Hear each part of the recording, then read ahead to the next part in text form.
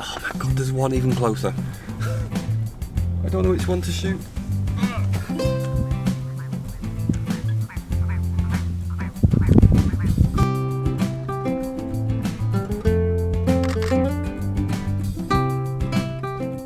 A brand new location for me today. I've never been here before, and one of my clients told me about this place, which was really helpful. I'm going to be trying to photograph some birds from the car, hopefully red grouse. There might be some other things around, but it's winter, so I'm not too sure. So I've no idea what is further up this road that I can see at the moment on this blind bend. Okay, really steep bit now.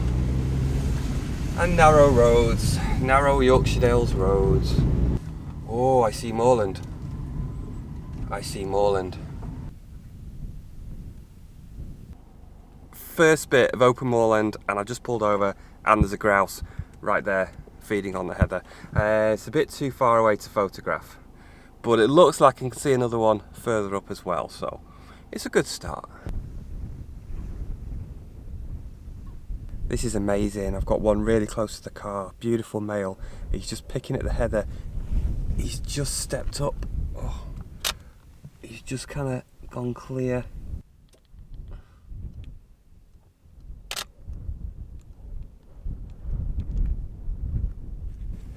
Just kind of bumbling along at the moment.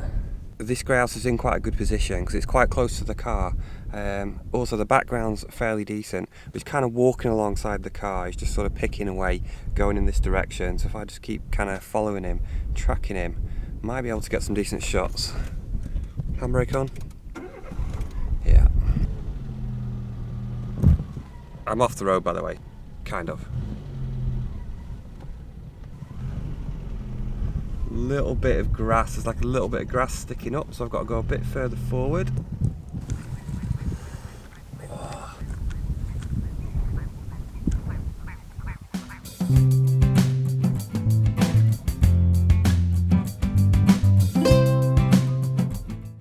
I can't believe how many grouse are calling. There's just loads.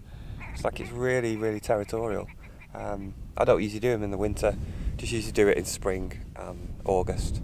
There's like a ton of males. Okay, that's 4. That's 4 male red grouse, very close. There's another one, 5. Because you never know if you're going to get some action. They're going to come together. If you get a couple of really territorial grouse, then violence may ensue.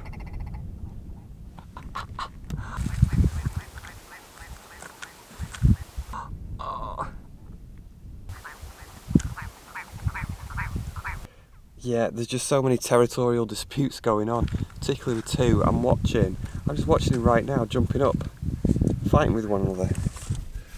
I need the gloves on now.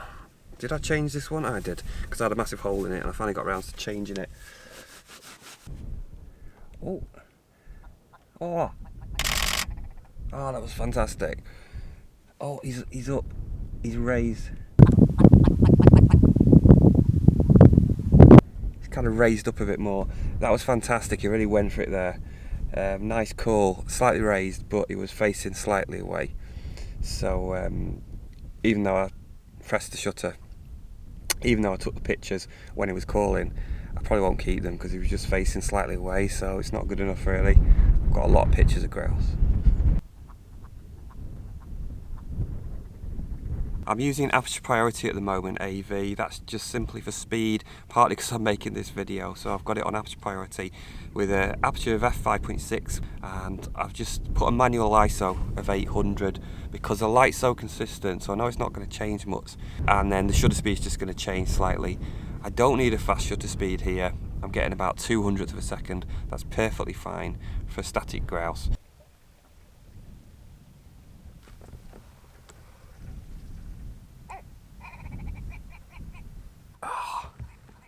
Probably heard his wings whirring.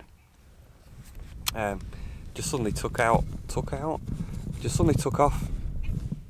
Oh my god. It's doing like a display flight.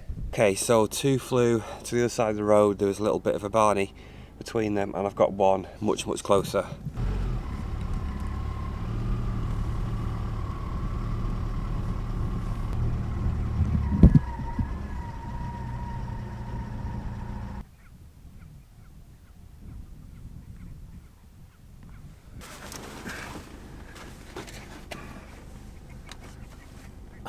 there's one even closer.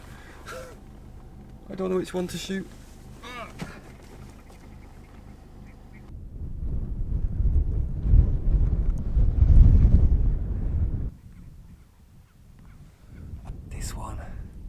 This one is really close.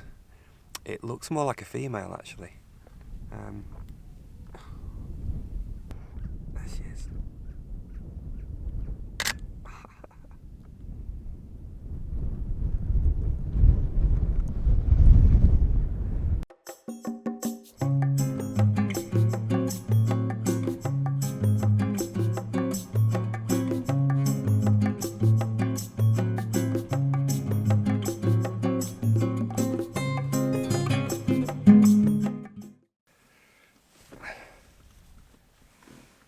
Yeah, there's an adult male and definitely a female.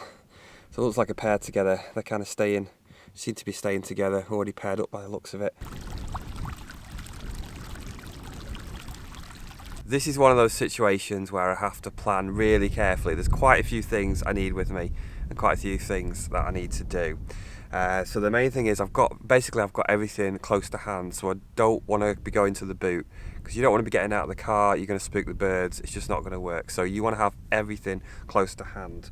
So I've got here also a camera. So I keep the camera on the passenger seat and the beanbag. Put the beanbag in front because it's making it more secure. If I have to brake suddenly going downhill, then hopefully thousands of pounds worth of kit isn't going to be destroyed. Then also I've got an extender because I might want to put the extender on. So the extender's kind of down here in this little bit here in front of the gear stick. God, sorry, I'm just getting tired. This is quite tiring today.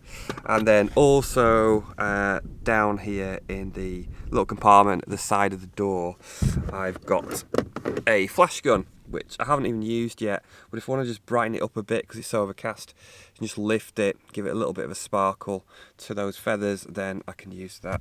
And then down kind of in the footwell, I've got extra stuff. So I've got another pair of gloves, which if it's really windy, windproof gloves. I've got a cover for the lens in case it starts raining, and then I've also got a spare battery and vlogging batteries and an angle finder as well. So everything's kind of placed depending on how likely I am to need it. So the extender and the flash gun is really close by and the other stuff's a bit further away.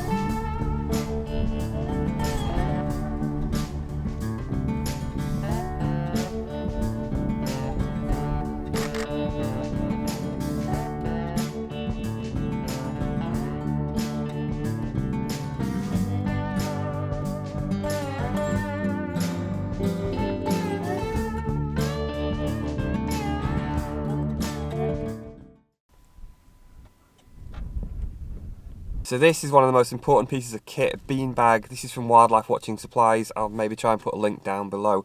This is what you're going to need. So you're going to put your window down, and then when you get an opportunity, or maybe before, you're going to get the beanbag, so it's designed to fit on the car door. You're going to put the beanbag nice and snugly on there, and then you're going to get your camera, and then get that on top, and sort of try and rest this part of the lens here, try and get that snugly into the beanbag. And then there's three things you're going to do to improve your technique using the beanbag to get really sharp images. The first one is you're going to put your eye to the viewfinder. So you're just going to fairly gently just kind of push your eye up to the viewfinder. That gives it a little bit more support. The second thing you want to do is to slightly push down on the lens. So I do it round about here. I just not much, just apply a little bit of pressure, pushing it down into the beanbag.